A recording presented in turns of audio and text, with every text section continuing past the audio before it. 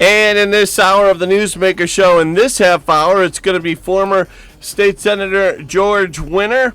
Coming up at 8:30, Steuben County Republican Chair Joe Sopolitsky. First, welcoming former State Senator George Winter. Thank you for calling in. Hey, good to be with you, Brian. Yeah, it's good to have you back on the Newsmaker line. So many questions for you this morning, George. Wanted to get your thoughts on the COVID-19 situation, the state's handling of COVID-19. Let's start out there. Well, certainly the state's regional approach to reopening is somewhat controversial because lumping in some of these rural areas with major metropolitan areas is certainly perceived to be pretty unfair by those rural areas. Allegheny County being a great example, being lumped in with Erie County, that seemed to be totally apples and oranges as far as comparisons of risk, and as such, they've been somewhat impacted negatively, by association with Buffalo. In fact, there's a story breaking on that this morning, George. Cuomo, this is from EmpireReportNewYork.com up at the top. This is new. Cuomo changes criteria for the capital region and Western New York to open this week. From the Buffalo News, Western New York region set to open this week.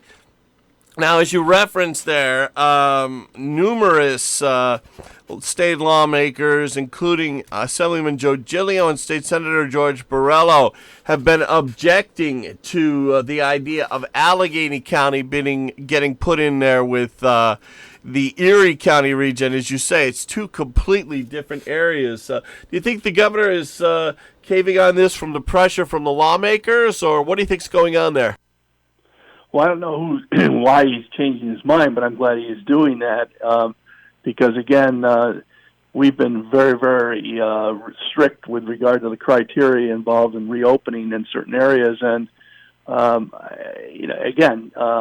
anybody who is familiar with the region certainly understands the difference between Allegheny County and Erie County as far as density and risk of spread of this virus. George Winter, our guest in this half hour of Newsmaker. What do you make of the reopening and how things went with Phase 1?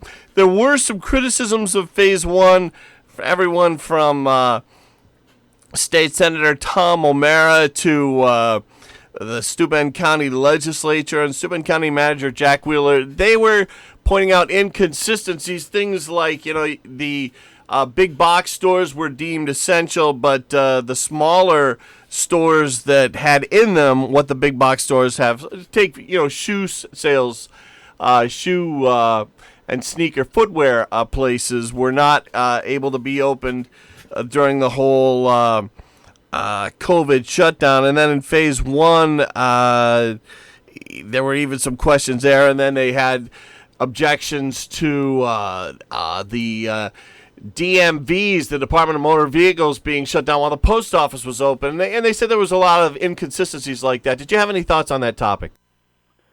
Well, there were lots of inconsistencies with regard to outdoor activities. Let's look at golf courses. At one point they were saying that you couldn't be out on a golf course. I mean, there's an ability of people to so-called socially distance themselves from lots of activities, and certainly the crowding in a lot of the grocery stores and Walmarts certainly demonstrated that a small mom and pop retail operation selling cards and gifts and other things could certainly be operated on a safe basis.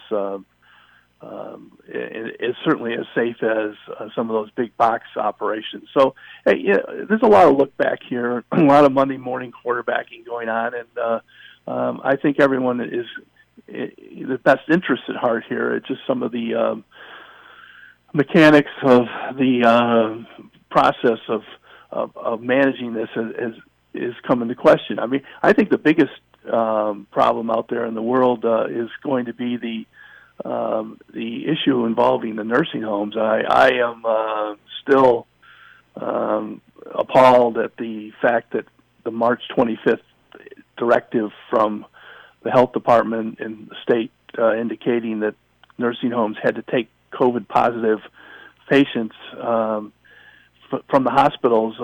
It was just a tragic mistake, and I'm glad the governor's reversed that, but he certainly needs to take responsibility for what was otherwise probably the worst decision in his handling of this matter. And overall, I think American people and New Yorkers are giving the governor good credit for general management of the crisis. I just think the nursing home situation is just really, really terrifyingly inept, and as a result, now they seem to be overreacting with massive amounts of repeated testing that of tremendous expense that may not be totally necessary. But overall, we need to protect these vulnerable seniors that are in these nursing home facilities, and the state was very, very, very lax in their effort. Do you think, Senator Winter, that if Governor Cuomo would just fire Howard Zucker, the head of the New York State Health Department, that this problem would go away for the governor, that this criticism of Governor Cuomo at a time when it's coming up at a time when he might get drafted to run for president, some speculate? Well, I can't talk about the competency of the health commissioner.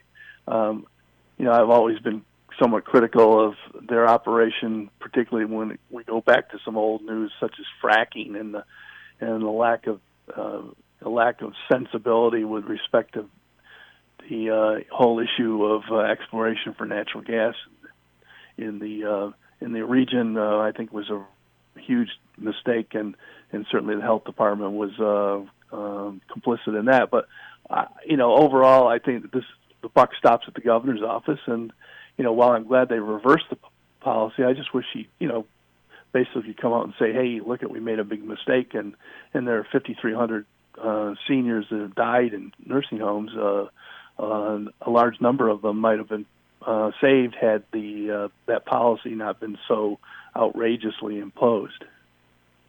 Yeah, this is something that I've wondered about for some time. Cuomo's not a doctor. He's listening to doctors. You hear a lot of criticism of the governor on this one, and I wonder, while he's listening to Howard Zucker there, who's the head of the state health department, who is a doctor, and then others will say, well, Cuomo can't be blamed for anything that went wrong because he was listening to Trump out of Washington. And I think, well, Trump out of Washington means Fauci. What do you think, George Winter, about the two doctors, Zucker? Well, we pretty much covered Zucker. What do you make of Anthony Fauci? He seems to be very controversial these days. I see a lot of conservatives on Twitter and Facebook criticizing Dr. Anthony Fauci, as well as talk show commentators. Did you want to weigh in there? Well, I certainly have a good deal of confidence and faith in Dr. Fauci's intelligence and his warnings. I think he's doing his job of being overly cautious, and I give him credit for that. He seems to be standing up to the president's kind of somewhat erratic behavior on many instances, and I think he's been a calming force out there. But he is extraordinarily conservative, and because he is not in charge of balancing the economic impact with the health impact. His job is directly responsible for trying to manage the spread of this horrible COVID-19. So to that extent, he's not in charge of doing the balancing. I mean, all of the negative impacts of the continued closure are very significant in the health area as well. People delaying necessary tests, mammograms, colonoscopies, other things that are going to result in a number of deaths on that side due to the fact that a lot of these preventive health measures are not being undertaken. That, with the mental health issues and domestic violence and other things by the continued closure, are also other things that need to be balanced. And he's got an opinion on one particular sector of this, and the president is charged with trying to balance those particular all those various aspects of this crisis and try to make some decent decisions. My only problem with what's coming out of Washington is it just seems to be a little bit erratic with regard to the issue of testing and the issue of PPE and the other responses of the federal government. I think have been a little bit inconsistent or erratic with regard to providing. Talking to George Winter, the former state senator. Senator Winter, looking at Congressman Tom Reed's Twitter page, he talks about a federal legislation and for the COVID-19 relief. He says this bill includes a number of provisions and millions of dollars in federal grants for issues completely unrelated to COVID-19. How does that enhance public health infrastructure or help get folks back to work safely? He put that out on Friday as they were talking about federal relief for COVID-19. I think he's taking a shot there at Nancy Pelosi. Well, there's a lot of politics going on, let's face it, but unfortunately I think that that level of spending for issues that are unrelated to this crisis is extraordinarily irresponsible. So to build up our deficit even hugely more for things that are not necessarily putting money back into the economy, things like immigration reform and I guess election law changes. Those issues are wannabe issues that the progressive wing of the Democratic Party have been pushing for. But to that extent, I agree with the congressman. I do believe that the states are going to require some kind of assistance in a reasonable level, but New York just seems to be kind of a pig here. I guess the old adage, pigs get fed and hogs get slaughtered, and we've gone from now a need of $13 billion, and then all of a sudden it went to 35, and now the governor's saying he needs $61 billion. This bill apparently had about $67 billion in for New York, 30-some billion for the state, 17, I think, a billion for the city of New York, and some $15 billion for other localities. But it's going to be a tough sell to all these other states in the country that have been probably a little bit more managed on the fiscal side to be bailing out New York to that level. And $61 billion, come on, I guess I read some analysis that represented a guesstimate of perhaps 5-year cumulative amounts of deficit in the event that the economy doesn't rebound. So, New York's not going to get that kind of money, but the states certainly need to get some relief as it relates to their direct expenditures for their response to this crisis. And certainly we don't want to have our school districts and our highway departments or our transportation systems and others significantly deteriorate as a result of this. But we just got to be realistic on what we're asking for. We're going to take a quick break. We'll be back with George Winter in just a moment. Stay with us. The Ryan Agencies, your local, independent insurance agencies. Online insurance companies don't know the unique needs of our rural community. The Ryan Agency meets rural needs every day. Local insurance experts offering realistic solutions. Contact the Ryan Agencies today. Good local people offering realistic insurance solutions. Insurance protection you can rely on. The Ryan Agency. Hornell Partners for Growth like everyone to know that we are thinking of you and hope everyone stays safe and healthy. We are working with our district businesses to get all necessary information out that is required to ensure a safe and healthy reopening for all employees and community consumers. To stay up to date on openings, community events, Steuben County, City of Hornell, and Hornell School District information, please like and follow us on Facebook at Hornell Partners for Growth. There you'll find a list of businesses open with current hours updated weekly and posts shared from our businesses and local officials. Please stay safe and remember we appreciate your continued support to all local businesses.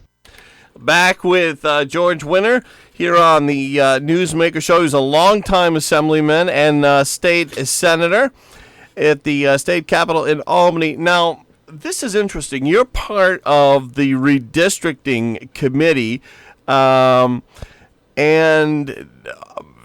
after the census, there's going to be some redistricting. It would be interesting to know, has there been any talk about possibly changing the Tom Reed seat in the House, or is it too early to speculate on that because the census is not done yet? Well, first of all, I was appointed by the Senate Republican side to be a member of the newly formed Independent Redistricting Commission, which was established as a result of the constitutional amendment and passage a few years ago in New York in order to provide for a nonpartisan type of redistricting process.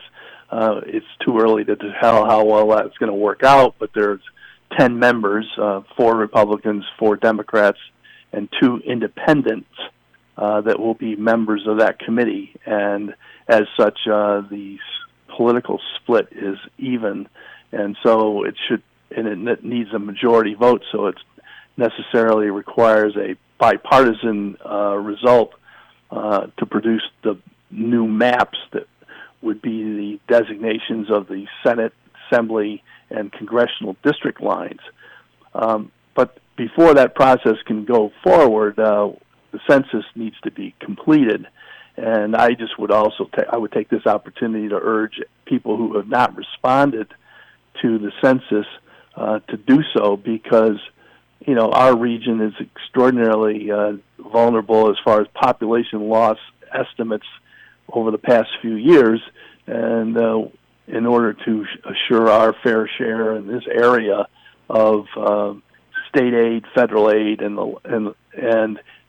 have adequate and good representation through the new district lines, it's essential that the people fill out those census forms. Once the census data is put together, then we and others can start to analyze what the impact of the requirements of one man, one vote, particularly as it relates to congressional districts.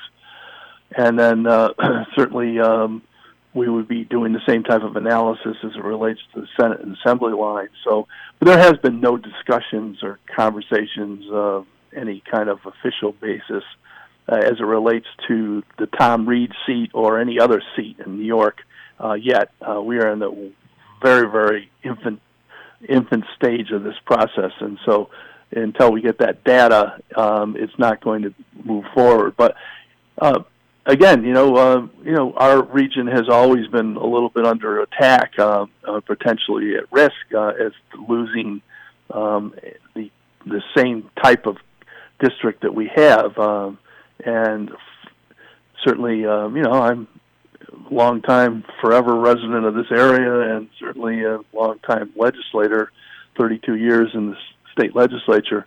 I'm interested in making sure that our district is treated fair, our area and region are treated fairly. So, I'll be, very vigilant with regard to the impact of redistricting on our area. It's kind of a funny thing. Dr. Robert Heineman, the longtime Alfred University political science professor, comes on the show once a week, and Assemblyman Phil Palmisano maybe once every other week. Palmisano never mentions the fact that Hornell is no longer in his assembly district because of redistricting several years ago. Heineman is... That's a point that he pushes all the time, and Heineman points the finger at Brian Kolb on that one. I don't know who's right or wrong. Wondering, do you think that if redistricting comes up, would there be a possibility of Palmisano's district being changed a little bit? Heineman is always hammering at this point, not always, but from time to time, Heineman will hammer on this point, saying it was unfair that Palmisano lost Hornell on his assembly district. Did you have any thoughts there? Well, every district is going to has the potential of changing to a certain degree.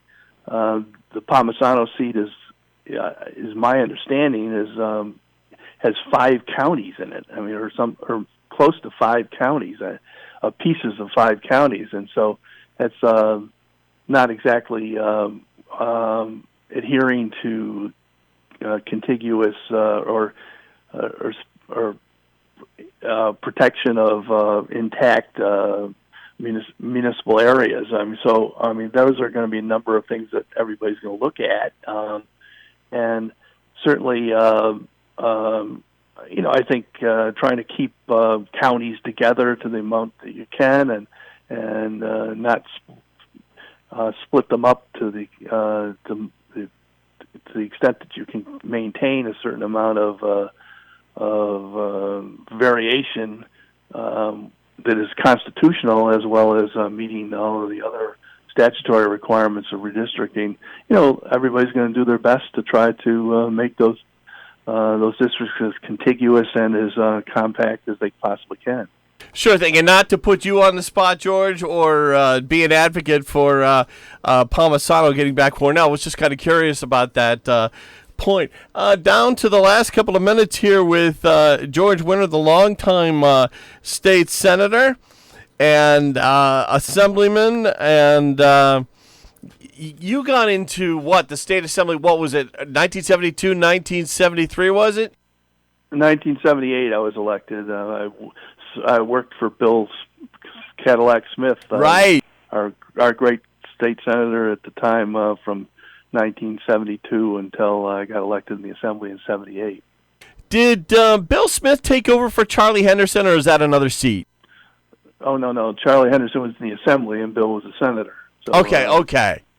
All righty. Just finishing up here with George Winter, and we have Joe Sempolinski on the line ready to go next. George, I want to thank you so much for coming on today. Thank you, and say hi to Joe for me. We will do. Thank you very much. It's AM 1480 WLEA Hornell. Stay with us.